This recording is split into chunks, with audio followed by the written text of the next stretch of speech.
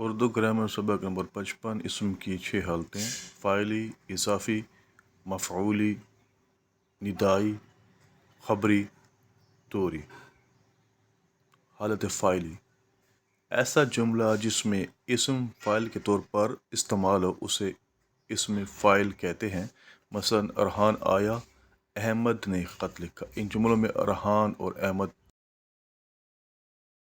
حالت مفعولی: وہ جملہ جس میں فاعل بطور مفعول استعمال ہو اسے اسم کی حالت مفعولی کہتے ہیں۔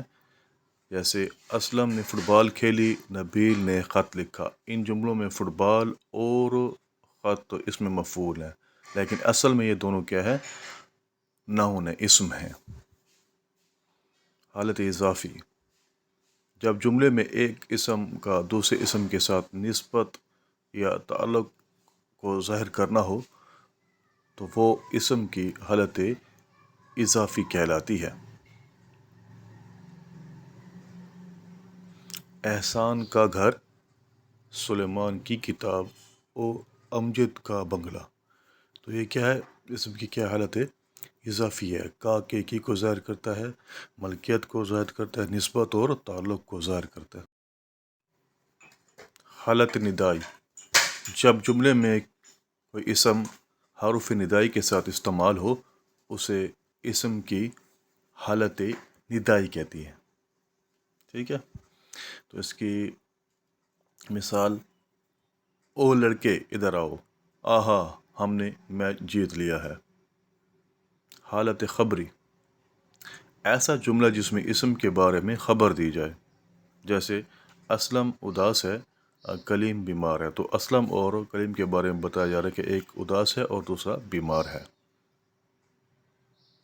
حالت طوری: جب جملے میں کوئی اسم بطور فعل استعمال ہو اسے اسم کی حالت طوری کہتے ہیں۔ ثاقب دائیں ہاتھ سے لکھتا ہے۔ اس جملے میں دائیں ہاتھ اسم کی حالت طوری ہے۔